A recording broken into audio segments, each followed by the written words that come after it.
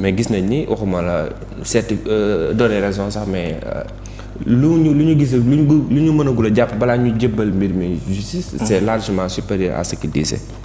loolu laay expliquer ma ni je ne lui donne pas raison le fait qu'il ait eu la vision pour dire que rapport bi bu génnee dinañ ci déceler lii ak lii ak lii loolu laa ne tout bon économiste devait pouvoir prévoir cela parce qu'il y a toujours des irrégularités de ce genre.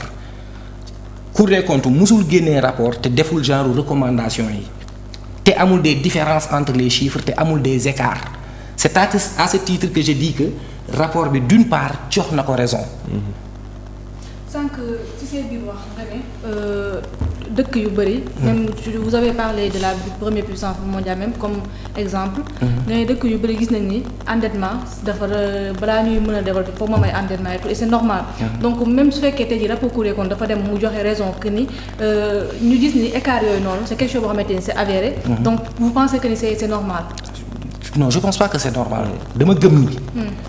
dans tout pays qui se respecte les règles de procédure ak textes yi dañ ko war a respecter loolu laa gëm mais nous sommes de jeunes États ak ay imperfections autant dans l'administration que au niveau des gens qui incarnent cette administration là. Alors il ne faudrait pas tey que le bon vouloir wala le tempo politique fasse que nous disions loo xamante ne waruñu ko wax. C'est pas du tout normal. Il faut qu'on apprenne à faire les choses dans les règles. Seulement, il ne faudrait pas aussi faire de cette situation une situation alarmiste ou une situation alarmante qui va... Pourquoi? Parce qu'on ne doit pas s'arrêter sur un rapport boo xamante ne c'est pas ce rapport qui va plomber le développement du Sénégal. mais là mais gis nañu rapport am na ay conséquences directes ci li nga xam ne moom mooy même bu ñu. non on est absolument d'accord sur ce plan-là. le cas des eurobonds le cas de la FMI. non mais non attendez à ce titre non loolu chaque information a une incidence sur les cours financiers évidemment c'est tout à fait normal. donc c'est autre chose. C'est totalement autre chose. mais gis nañ bi waxee loolu. le Sénégal. quand je dis que faut pas être alarmiste et que c'est pas ce qui va plomber le développement du Sénégal. Tout cet argent dont on parle là. N'est pas allé dans des poches de particuliers. Évidemment. ci ay projet la dem ak ci ay programmes am na ci xaalis boo xamante ne dépensé guñu ko les programmes sont en cours c'est à ce titre que je dis que du lii mooy plomber développement Sénégal. Parce que on parle de rapport le Sénégalais de Fongolembi ou de Neteboulou qui entend rapport il croit que tous les milliards dont on parle dans ce rapport là xëy na ñii dañ koo jël seddoo ko wala lii c'est pas tout le monde qui comprend que ce sont des règles de procédure foofu laay waxee c'est pas ce qui va plomber le développement du Sénégal. C'est vrai, mais on parle d'endettement tey lii mën na am de grave endettement même fi nga xamante mooy Sénégal donc quand tu dis que ni rapport yi nii moom mooy plomber comme li nga nekk di wax endettement Sénégal donc ça c'est développement Sénégal autant pour moi donc loolu moi je pense que ni te mu mën a indi endettement grave même. xam nga pour un état moom l'endettement est permanent il faut juste être intelligent ci procédure yi ñuy lebee ak ni ñuy lebee ak li ñuy leb fi ñu koy def pour muy mën a fay bor bi donc du lu ñuy tuutal c'est pas endettement du loo xamante ne dañu koy ndawal. mais sa biir wax dafa mel ni comme si da nga ko tuutal. non mënuma ko tuutal endettement mënuma ko tuutal parce que pour nga am terre pour nga am BRT foog nga dem lebi mais pour ñu fay loolu c'est sur des années. man je crois que sénégalais amuñu problème mais sénégalais problème bi ñu am ci mais endettement pour def ci leneen. exactement pour déviance côté boobu la ñuy waxee. mais monsieur je voudrais rebondir sur deux choses. nga globaliser rek tontu ko noonu. benn bi sur l'administration. Certains me diront que peut-être j'ai une dent contre l'administration mais non mais gis nañ ni. état ak lépp lu mu mën a def dafay administration sénégalaise dafay nekk complice bi administration jot na jàppoo ni jot na. ñu xool beneen doxalin. par exemple bu ñu war a mën a adopter. lu jëm ci wàllu finance publique ak lu jëm ci secteur boo mën a lima gis nañ ni boo waxee écartu 700 et quelques milliards. mu jugee ci 700 et quelques dem ci 1300 milliards. masse salariale doo ci inclure par exemple clientélisme politique wala ay pions yoo xam ne foog nga jëm leen placer jëm leen am loo leen neexalee. beneen bi deuxième question bi mooy la suite. Après ce rapport li ngay wax yëpp bu ñu ko defee ba mën ci def tous les bases juridiques ba jébbal ko justice. mais les poursuites doivent être enclenchées te loolu tout bon citoyen war na ko mën a nangu.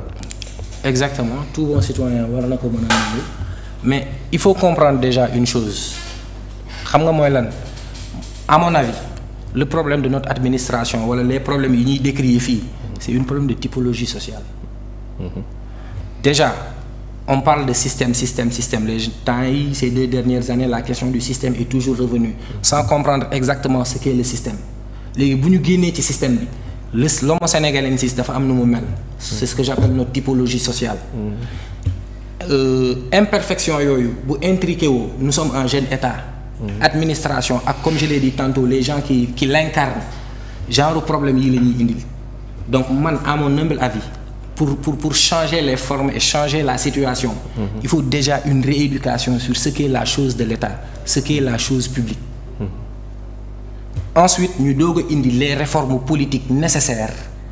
Pour que ku ci nekk à chaque station ñu mën a contrôler li ngay liggéey mu mën a am efficience au bénéfice des Sénégalais mais fii ak 20 ans 30 ans tant que autant la typologie sociale du Sénégalais changé wul tant que changé wuñu administration bi dans son mode de fonctionnement ces problèmes seront toujours des problèmes d'actualité.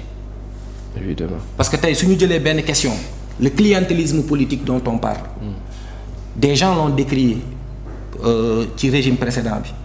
Le régime précédent quand ils étaient dans l'opposition ils l'ont décrié ci beneen régime précédent mais tey la clientélisme politique gën a dox ci réew mi tey la acteurs politiques yi ñi nekk à la tête de l'État gën a doxal clientélisme politique.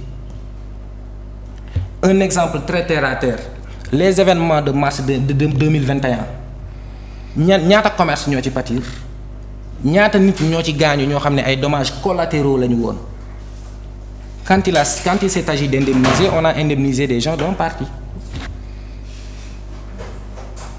L'homo sénégalensis est par nature paradoxal et faux. Problème yii nii moo tax génn guñu ci à mon avis parce que clientélisme politique par exemple bu ñu ko jëlee rek c'est un fléau qui gangrène la société mais tey la gën a nekk d'actualité malheureusement pour nous.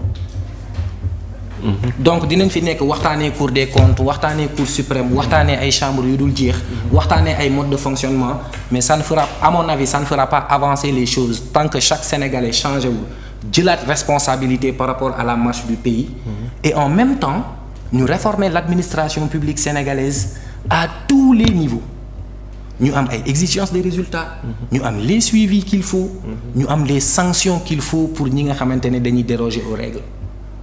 Mais tant que defuñu ko je crois que les choses concernant les suites donc jàpp na ni erreur yi commission yi dafa war a bokk na ci absence d'un système intégré de gestion yooyu nga jàpp. Exactement il faut un système intégré de gestion boo xamante ne c'est en adéquation ak autant la société sénégalaise ak la forme de pensée sénégalaise.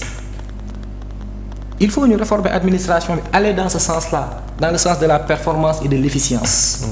Bu ñu jógee foofu. ñu baal ma ci terme bi mais ñun fii Sénégal amuñu yar. Vous parlez de comportement. Je parle de comportement parce que ce comportement-là il a un impact direct sur ce qui se fait chaque jour sur le plan politique. ci naka. C'est la somme des comportements qui fait une nation. Sur le plan de l'éducation, de la santé, du sport, des loisirs, on a des problèmes à tous les niveaux. Et avant le rôle et la responsabilité de l'État, ce sont des questions qui sont humaines. Monsieur Faye si biir rapport boobu bu ñu duggee aussi biir rapport parce que boobu léegi si détail yi ñu daal boo xoolee dans le rapport bu ñu wax les dépenses non justifiées irrégularités comptables. Les irrégularités xoolal dépenses non autorisées par décret d'avance et non régularisées on a constaté que 204,58 milliards de francs CFA. Dépôt à terme DAT non restitué au trésor public. 204 milliards,58 francs CFA de milliards non restitué au trésor public. yoo xam ne dañ ko doon restitué mais restitué ko au trésor public. 219,35 milliards de francs CFA écart comptable. Un écart de 219,35 milliards de francs CFA. Discordance entre les soldes des DAT et les relevés bancaires, ce qui équivaut à 21,7 milliards de francs CFA. L'utilisation de surfinancement pour des dépenses budgétaires égale à 326 milliards,63%. loolu yëpp ba jàngat nga si am noo si def ay montants yoo xam ne dañ ko reverser au trésor reverser wuñ ko mu équivalent à 204 milliards de francs CFA. Écart 219 milliards de francs CFA écart comptable entre li gouvernement bi wax dans son rapport ak li Cour des comptes génne. ak yeneen relevé bancaire yoo xam ne mu ngi toll à 21,7 milliards yoo xam ne ba léegi kenn xamul fu mu dugg. Effectivement bon pour les chiffres yi nga avancé nii. mënuma ci sori xam nga lu tax mënuma ci sori. xam nga lu tax mënuma ci sori. la Cour des comptes a relevé une rubrique. que l'État du Sénégal n'avait pas relevé mooy li ma doon wax sànq. de la liquidité disponible 263 milliards et quelques de la liquidité disponible yoo xamante ne l'État du Sénégal ne l'avait pas relevé tey par exemple somme yi nga énuméré yëpp. moo ëpp 263 milliards yi Cour des comptes gis ne c'est disponible et non énuméré li nga somme yi nga énuméré moo ko ëpp certes. mais qu'est-ce qui ne nous dit pas que cette rubrique là par exemple irrégularité yooyu parce que xam nga sànq maa ngi wax yaa ngi may dégg sànq dans mon propos may wax ni écriture comptable de jeu d'équilibrage la. qu'est-ce qui ne nous dit pas que ces 263 milliards et quelques flottants là am na lu muy fàtt ci gap yooyu toujours pour dire que dans le fond du rapport moom laay wax sànq ce sont des procédures et les procédures ne sont pas toujours respectées au Sénégal il faudrait corriger cela maintenant pour ay suites judiciaires pour rapport bi mën a leer il faut que la Cour des comptes prenne ses responsabilités publie un rapport définitif bu mel ni rapport yi mu daan publier bi respecter les formes et les règlements et les textes en vigueur bu boobaa suite judiciaire bu mu laaj mais dañ ko koy jox en bon sénégalais parce que il faut une reddition des comptes ku gérer ak koo mën a doon ak koo mën a far il doit y avoir un moment boo xamante ne tu rends compte mais on ne rend pas compte wala on n'appelle pas les gens à rendre compte sur la base de supputation. Il faudrait donner une suite. Si ce qui se dit dans le rapport est avéré, il faudrait donner une suite judiciaire. C'est extrêmement grave et dangereux. Si ce qui se dit dans le rapport est avéré, comme ni nga ko waxee, on a constaté que boo xoolee décaissement yëpp ça se fait au niveau du trésor public. Et trésor public, le directeur du budget moom moo ko doon jox ay ordre. Le directeur du budget il est sous la tutelle du ministre des Finances. Donc te directeur du budget il n'avait pas les prérogatives di joxe ay ordre pour ay décaissement te décaissement yi suñu gis ci rapport bi yëpp directeur du budget moom moo joxe ay ordre léegi lan moo nekk responsabilité directeur du budget à l'époque on sait pas actuellement ba léegi moo nekk le directeur du budget ak le directeur de la programmation budgétaire nga xam ne moom moo nekkoon actuel ministre des Finances en quelque sorte moo nekk Cheikh Diba ak l'ancien on ne veut plus parler de l'ancien ministre des Finances parce que nekkatu fi donc ouais, et là ça pose problème ki nga xam ne moom moo war a nekk peut-être le premier responsable muy l'ancien ministre des Finances et du budget Mamadou Moustapha Ba PSA yàlla ko yàlla suñu borom yërëm nekkatu fi est-ce que tamit mën na am ay suite bi parce que ki nga xam ne moom moo jiite woon lépp en quelque sorte nekkatu fi booy topp kan ngay topp en quelque sorte moom laa lay expliquer le directeur du budget dont tu parles léegi nii Magatte Niang il a été relevé avant-hier yàggul mi ngi Sénégal il est vivant l'actuel ministre des Finances il était le directeur de la programmation budgétaire et ils travaillent tous avec le